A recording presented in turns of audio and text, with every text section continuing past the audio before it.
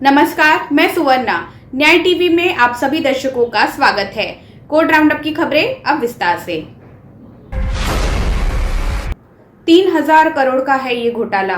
कदम का कहना है राज कुंद्रा की वियान इंडस्ट्री के नाम पर कंपनी है, जिसमें वो डायरेक्टर है।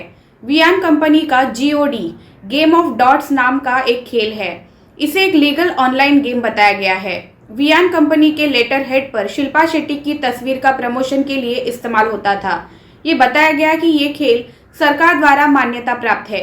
इस खेल में इनाम की राशि देने की बात कही गई। देश भर से लोगों को ठगा गया। 2500 से 3000 करोड़ का घोटाला वियान इंडस्ट्री ने किया है। एक व्यक्ति से 15 से 30 लाख रुपए लेने का आरोप। राम कदम ने आगे कहा, हमारे संविधान ने किसी को ठगने का अधिकार नहीं दिया। किसी से 30 लाख लिए गए, किसी से 15 से 20 लाख लिए गए। गेम के डिस्ट्रीब्यूशन की बात कर लोगों को बहकाया गया और उनसे पैसे लूटे गए। लोगों ने डिस्ट्रीब्यूटरशिप ली तो कुछ लोगों ने कुछ दिनों तक चलाया। कुछ लोगों को तुरंत पता चल गया कि ये ठगने का काम है।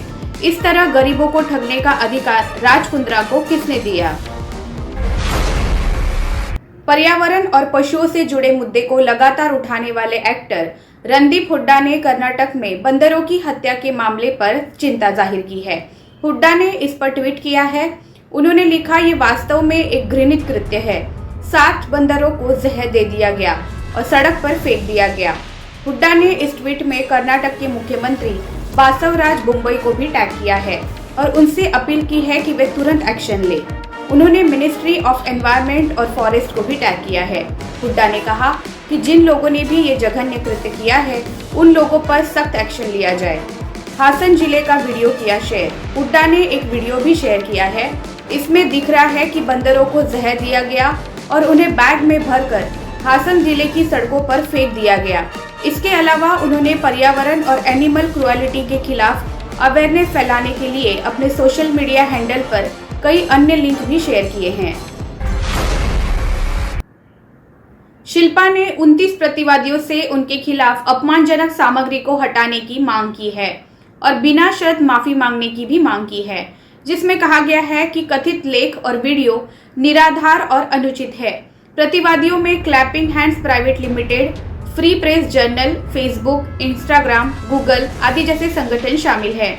याचिका में कहा गया है कि प्रतिवादियों को संयुक्त रूप से और अलग अलग आदेश दिया जाए और आवेदक को 25 करोड़ रुपए की राशि का भुगतान करने का आदेश दिया जाए और क्षतिपूर्ति के रूप में उस पर ब्याज के रूप में 18% प्रति वर्ष के दर से मुकदमा दायर करने की तारीख से भुगतान करने तक जमा किया जाए और अन्य अंतरिम या विज्ञापन अंतरिम राहतों के लिए, जैसा कि वादी और उपशीर्षक आवेदन में प्रार्थना की गई है।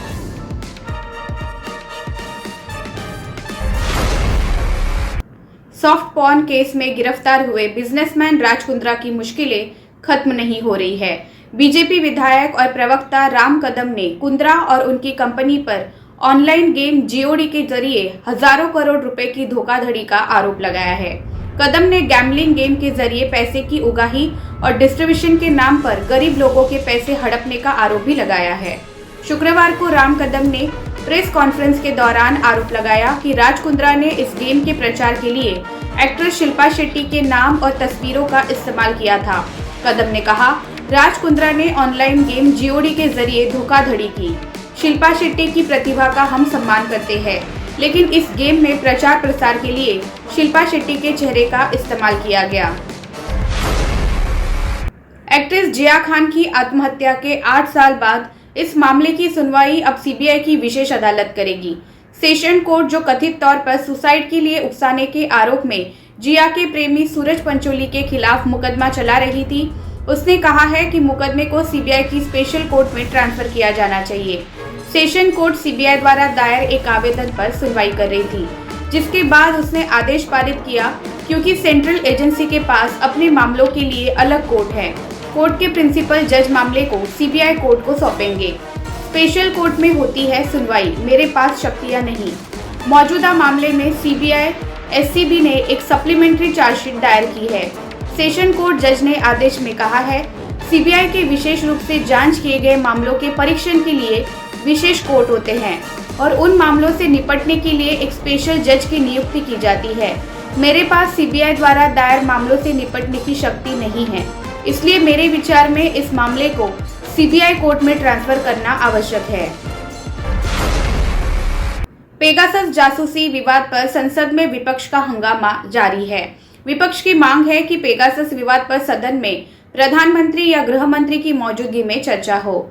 इस बीच केंद्रीय मंत्री प्रहलाद जोशी ने कहा है कि पेगासस कोई मुद्दा है ही नहीं और सरकार जनता से जुड़े मुद्दों पर चर्चा के लिए तैयार है। जोशी ने विपक्ष के व्यवहार को दुर्भाग्यपूर्ण बताते हुए लोकसभा में कहा कि स्पाईवेयर मामला कोई गंभीर नहीं है। आईटी मिनिस्टर इस मुद्दे पर दोनों सदनों में पहले ही विस्तार से बयान दे चुके हैं। जोशी ने कहा कि देश की जनता से सीधे तौर पर जुड़े बहुत से मुद्दे हैं और सरकार उन पर चर्चा के लिए तैयार है। फिलहाल बस इतना ही। अन्य खबरों के लिए जुड़े रहिए न्याय टीवी के साथ। नमस्कार।